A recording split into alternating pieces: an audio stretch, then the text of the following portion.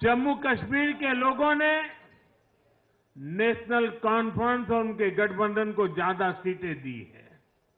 मैं उन्हें भी शुभकामनाएं देता हूं। मेरा इशारा समझ गए। मेरा इशारा है भारत की तरफ और भारत के जो वजीर आजम हैं नरेंद्र मोदी, और वो सच के साथ चल रहे हैं। अगर कोई जीता है तो उसे अप्रिशिएट किया मोदी साहब ने भाई।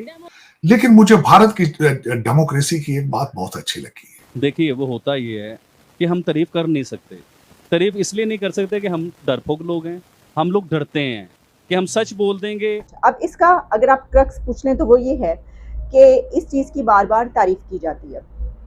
पाकिस्तान से कई आवाज़ें इसके ऊपर उठती रही, तो एक के बाद एक भारत के प्राइम मिनिस्टर के हवाले से जो तारीफ है वो पाकिस्तान के जर्नलिस्ट भी करते हुए अब नजर आ रहे हैं। किसी भी पर्सपेक्टिव से देख लें, कान को यहाँ से पकड़े या वहां से पकड़े, इवेंचुअली ये इंडिया की जीत है। इलेक्शन करवा जाना और लोगों का वहां पे वोट देना, ठीक है, वोट तभी दिया जाता है कि जब आप किसी सिस्टम को एक्सेप्ट करते हैं। और उन्होंने खुद एक्सेप्ट किया है कि हमें तो वोट देने के लिए निकलना ही नहीं पड़ता था, क्योंकि पहले ही बम गोली चल जाता था। पर इस बार जितने सुकून से वोटिंग हुई है वो बहुत बड़ी बात है। ताकि फ्यूचर के लिए तो वो अपने जो है डेवलपमेंट को जारी रखें कश्मीर में, और अगली दफा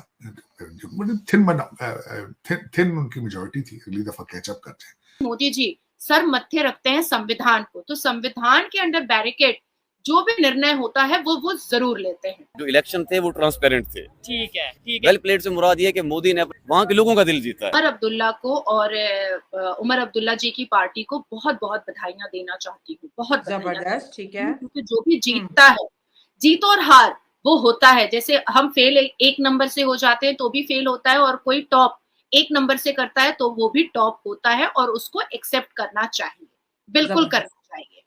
तो मुझे ऐसा लगता है कि जिस तरह से आदरणीय प्रधानमंत्री ने और गृह मंत्री जी ने लोकतंत्र को और संविधान के दायरे में रह करके कश्मीर में इलेक्शन करवाया, ये बहुत बड़ी बात है। अगर केंद्र की सरकार चाहती तो कह देती कि अभी हम 1 साल 2 साल और नहीं इलेक्शन करवाएंगे, कह सकती थी। लेकिन बियॉन्ड द संविधान जाना, ये आदरणीय प्रधानमंत्री के नेतृत्व में ना कभी हुआ है और ना ही कभी होगा, क्योंकि अपने हर ओथ में आदरणीय प्रधानमंत्री मोदी जी सर मत्थे रखते हैं संविधान को, तो संविधान के अंडर बैरिकेड जो भी निर्णय होता है वो जरूर लेते हैं। 370 हटाया गया था, जिसका फायदा कश्मीर के लोगों को हुआ, और वो हमने ड्यूरिंग इलेक्शन कैंपेनिंग के वक्त में जो भी चैनल वाले उसको रिकॉर्ड कर रहे थे और जीरो ग्राउंड पर उतरे हुए थे, वो हमें दिखा भी कि कभी 9% भी वोटिंग नहीं होती थी, पर इस बार हैट्रिक हुआ है। हाँ, कि जो जम के वोट पड़ा, हाँ, जम के वोटिंग हुई है, और जिन लोगों ने अपने 16, 18 साल, 19 साल की उम्र में वोट किया था, वो 70 साल की उम्र में आने के बाद अब फिर से वोट किए हैं, 56 साल की उम्र में आने के बाद वोट किए हैं, और उन्होंने खुद एक्सेप्ट किया है कि हमें तो वोट देने के लिए निकलना ही नहीं पड़ता था, क्योंकि पहले ही बम गोली चल जाता था। पर इस बार जितने सुकून से वोटिंग हुई है वो बहुत बड़ी बात है। अब मैं आपको बहुत डीप वाली बात बताती हूँ जो सबके लिए जानना बहुत जरूरी है। भारतीय जनता पार्टी को ये बात पता थी कि खाड़ी में उनकी सीट नहीं आएगी, ये बात पता थी। भारतीय जनता पार्टी को ये बात बहुत अच्छे से पता थी कि जहां मेजॉरिटी की वजह से कश्मीर में लेट मी कंप्लीट एकदम क्रिस्टल और क्लियर, क्योंकि मुझे ऐसा लगता है कि अपनी हर चीजों को एक्सेप्ट करना बहुत जरूरी होता है, बहुत जरूरी चलते हैं। आज कश्मीर के इलेक्शन की बढ़ रही है। बिल्कुल। आज सुबह से भारत पे मैंने देखा है, मैं तो आपको पता है मैंने उस पूरे रीजन पे तवज्जो देनी होती है। चाहे कंबोडिया के अंदर चाइना ने अपनी नेवल बेस बना ली है, चाहे वो हो, या चाहे कश्मीर का इलेक्शन हो, चाहे हरियाणा का इलेक्शन हो, महाराष्ट्र का इलेक्शन आ रहा है, मैंने तो देखना होता है।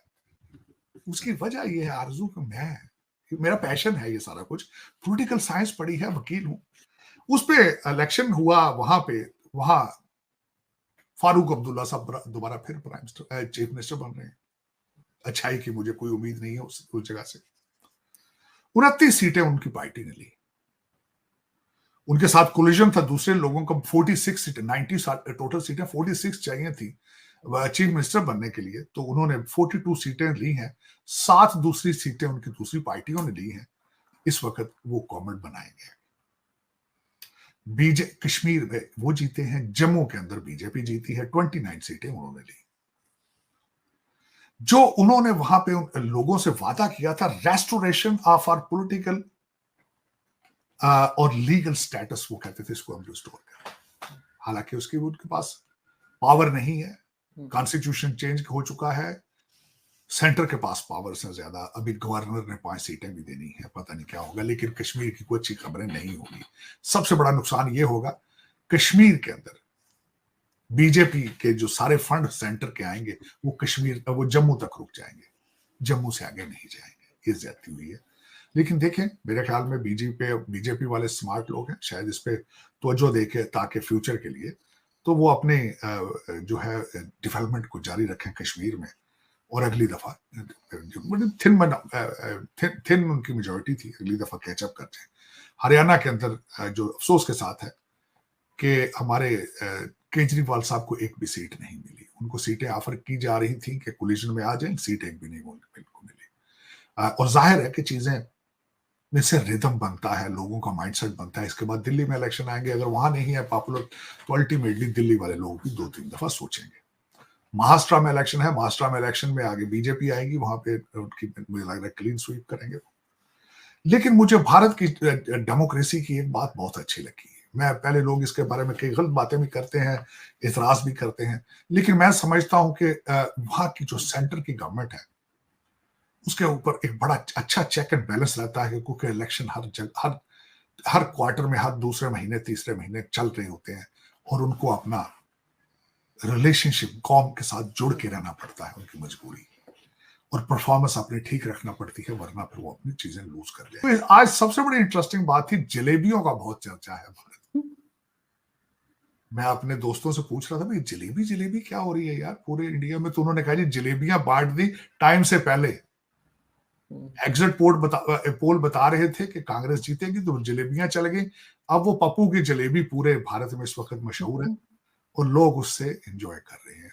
आप बता रही थी कि कांग्रेस का मंसूबा था कि जलेबियों की फैक्ट्रियां, तो पप्पू जी आपको पता है उनको